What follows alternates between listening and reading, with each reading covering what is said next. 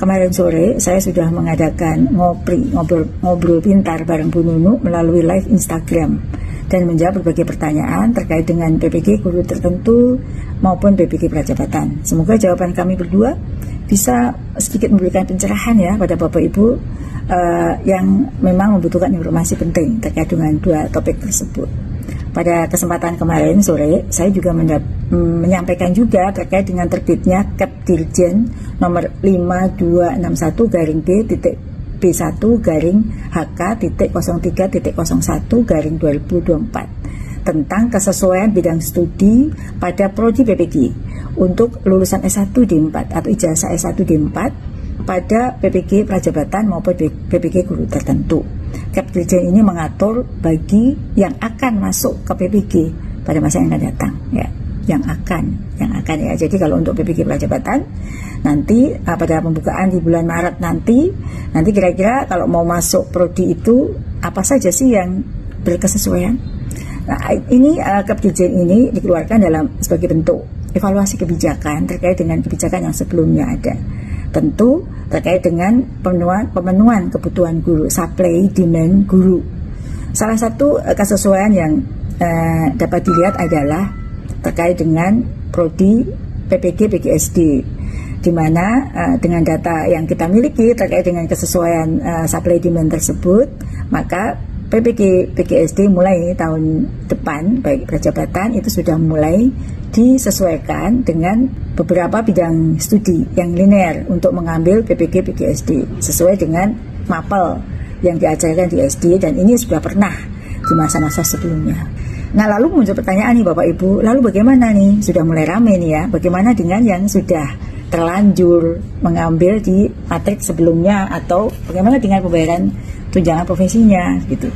Nah, Bapak Ibu yang saya banggakan seluruh Indonesia, Bapak Ibu bisa membaca atau melihat Permendikbud terkait dengan hal ini, yaitu Permendikbudristek nomor 7 tahun 2024, dan lampiran Permendikbud itu dalam bentuk Kepmendikbudristek nomor 449-P/2024 tentang kesesuaian bidang tugas mata pelajaran, kelompok mata pelajaran dengan sertifikat pendidik bagi guru pada satuan pendidikan di bawah kewenangan Kemendikbudristek. Nah, di situ dijelaskan bahwa apa yang sesuai terkait dengan kepemilikan serti dan pembayaran tunjangan profesinya.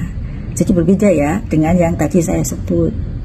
Nah, Bapak Ibu, di situ misalnya sebagai contoh nih ada guru-guru bahasa Inggris yang bertanya kepada saya yang mengajar di SD, lalu bagaimana dengan guru bahasa Inggris? Dulu kan linear, lalu bagaimana dengan sekarang gitu ya. Nah, di situ Bapak Ibu bisa membaca di lampirannya di Kepmendikbudristek tersebut nomor 449 bahwa bidang studi apa saja sih yang linear untuk mendapatkan tunjangan profesi untuk mengajar di guru kelas. Di situ disebut untuk guru TK, untuk guru SD, untuk guru SMP, apa saja sih yang berkesesuaian dan kode bidang studinya untuk mendapatkan tunjangan profesinya. Jadi Bapak Ibu nggak usah khawatir ya, ada aturannya tersendiri antara pemerolehan tunjangan profesi dengan yang akan masuk ke prodi PPG ya. Jadi Bapak Ibu jangan mudah terprovokasi dengan postingan-postingan atau postingan-postingan yang tidak dapat dipertanggungjawabkan ya, yang sengaja dibuat untuk membuat Bapak Ibu galau. Nah, Bapak Ibu tepat nih bertanya pada saya, sehingga saya langsung merespon dengan membuat video ini. Dan silahkan di-download dan dipelajari peraturan-peraturan tersebut dan membuat Bapak Ibu lebih memahami betul regulasi yang ada saat ini ya. Bapak Ibu jangan usah khawatir, selamat bekerja Bapak Ibu. Yang penting Bapak Ibu fokus dengan bekerja, biarkan kami terus melakukan pekerjaan ini untuk memberikan pelayanan terbaik buat Bapak Ibu guru di seluruh Indonesia. Sengaja mau saya sisipkan, ini ada beberapa pertanyaan terkait dengan PGSD yang dilinearkan ya untuk bidang studi tertentu. Jadi adik-adik semua lulusan PGSD sudah terbit kami melihat peta kebutuhan guru sekolah dasar ya. Mungkin adik-adik yang melihat di daerahnya itu guru sekolah dasar belum terserap, lulusan PGSD belum terserap, bukan berarti nggak ada kebutuhan. Lalu nomor 1 baik negeri swasta itu guru kelas, guru PJOK, guru BK. Itu adalah 3 besar kebutuhan kekurangan guru di Indonesia. Nah, Namun kami terus melakukan mapping ya Mas Dili ya. Betul, mapping kalau semula yang bisa ikut PPG PGSD ya, bukan PPG PSD itu agak luas beberapa bidang studi yang mata pelajarannya diajarkan di SD. Maka kita sudah mengeluarkan keputusan Dirjen ya Mas Dili ya. Betul Bu Dirjen, sudah ada. Keputusan Dirjen nomor 5261 garing B1 HK 0301 2024 tentang kesesuaian bidang studi pada program studi pendidikan profesi guru dan ijazah strata 1 atau sarjana terapan bagi calon guru dan guru di bawah binaan Kementerian Pendidikan dan Teknologi. Di situ mengatur kesesuaian bidang studi untuk pendidikan profesi guru, dan untuk PGSD sudah disempitkan ya. Disempitkan pada bidang studi yang mata pelajaran yang diajarkan di sekolah dasar. Di sekolah dasar. Jadi sudah mulai, yang semula banyak nih adik-adik, ini sudah mulai disempitkan, dan kita akan terus melakukan evaluasi berdasarkan keterpenuhan guru tersebut. Misalnya sekarang ini yang untuk guru sekolah dasar itu sudah menjadi hanya beberapa saja ya adik-adik, nanti bisa dicek di Kepmen itu. Misalnya pendidikan PGSD, PGMI, PGSD, agama, ada tadris, tapi itu PGMI. Jadi sebenarnya dari sekian banyaknya adik-adik tinggal 6 bidang studi aja ya Mas Dili ya. Betul sekali Bu Dirjen. Apa saja 6 bidang studi itu? Kalau tidak salah itu lebih matematika, bahasa Indonesia, kemudian PPKN, agama. Apa Bu? IPS ya betul. Itu betul, IPA. Jadi IPA, IPS, bahasa Indonesia, matematika, PPKN. Jadi tinggal 5 loh, 6 adik-adik ya. Jadi kita juga mendengarkan masukan dari lulusan PGSD. Sudah kita sempitkan jadi 6, tapi di dalam Dirjen itu banyak, karena misalnya matematika, IPS tuh IPS-nya IPS, kemudian tadris IPS itu masuk. Betul, sama-sama IPS betulnya. Sama-sama IPS, tadris bahasa Indonesia itu padahal bahasa Indonesia. Ya adik-adik ya. Jadi sudah jadi 6. Itu berdasarkan menyikapi masukan dari adik-adik semuanya. Ya, sekarang udah sempit. Nanti suatu saat jika rasionya sudah mulai mendekati, kita akan sama kembali ke zaman menyesuaikan dengan kebutuhannya. Nah ini nanti untuk PGSD akan kita bahas tersendiri ya, tapi ini saya sisipkan karena di sini ada pertanyaan terkait dengan itu dan saya jawab. Yang belum punya NUPTK apakah nanti bisa lolos administrasi PPG? Jadi NUPTK ini bukan merupakan syarat seleksi administrasi. Jadi untuk Bapak Ibu guru yang belum memiliki NUPTK tidak perlu khawatir. Asalkan Bapak Ibu memenuhi syarat yang ada, dapat mengikuti seleksi administrasi bagi guru tertentu. Jadi tidak lagi Bu menjadi syarat untuk NUPTK-nya. Itu ya Bu ya.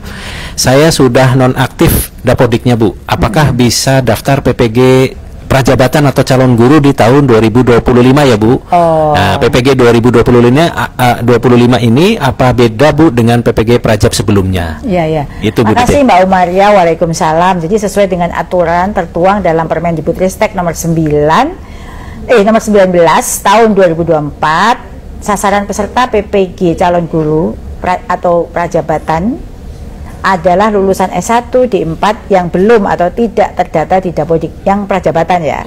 Jadi Mbak Umaira berkesempatan untuk mendaftar nanti pada saat pendaftaran dibuka. Izin bertanya, apakah PPG guru tertentu selanjutnya dilaksanakan secara offline? Gimana Mas Dir? Ya, ini kan sebetulnya kita pelaksanaannya sehingga saat ini itu memang masih berdasarkan regulasi yang ada bahwa dilakukan secara mandiri. Belajar mandiri ya adik-adik semuanya, Bapak Ibu semua. Jadi untuk PPG guru tertentu itu kan ada rujukan referensi.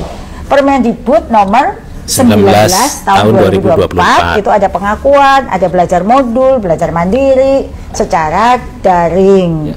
Dan lagi dengan ujian juga secara daring. Betul. Yang offline ada, yang offline itu PPG calon guru. Betul Bu. Itu offline. Yang PPG guru tertentu itu masih sama mekanismenya dengan tahun sebelumnya, namun di dalam modulnya ada tambahan untuk modul pendidikan karakter dan pendidikan nilai. Gitu ya. Itu yang berubah adalah modulnya. Betul ya. Sekali lagi Bapak Ibu PPG guru tertentu yang sampai batas waktu 20 Desember betul, itu belum selesai pendaftaran, karena data kami ada 460.000 yang sudah masuk Sementara ada 800.000 database kami, berarti masih ada separuh lebih ya. Itu masih akan terus dibuka di tahun depan. Jangan khawatir. Lakukan terus proses verbalnya dan administrasinya. Kami akan menunggu Bapak Ibu untuk siap, karena tahun depan itu adalah tahun penuntasan semua PPG guru tertentu. Terima kasih pada ribuan Bapak Ibu guru yang masih setia bergabung bersama saya dan Mas Direktur Ferry untuk live ngopi sore hari ini. Semoga info terkait dengan seleksi administrasi PPG bagi guru tertentu dan visi bagi lulusan PPG bagi calon guru ini bisa memberikan semangat dan secercah harapan bagi Bapak Ibu guru sekalian. Kalau ada informasi yang terlewat, bisa diputar kembali. Saya juga berterima kasih pada semua tim, boleh ditunjukkan pada tim yang membantu saya pada hari ini. Berikan lambaian tangan yang terbaik, teman-teman semuanya. Ya, juga yang ada di sini, yang di dekatnya. Nah, ini yang sekarang mencatat pertanyaannya. Ya, terima kasih ya. Terima kasih bagi semuanya atas bantuannya, kerja kerasnya, pantang menyerah meskipun hari Sabtu, hari Minggu banyak sekali pesan yang masuk. Saya tetap semangat melayani Bapak Ibu guru semuanya. Beli durian di pasar Minggu. Cakep. Pulangnya naik bis Transjakarta. Cakep. Semangat bagi Bapak Ibu guru. Cakep. Wujudkan pendidikan Indonesia yang bermutu untuk semua.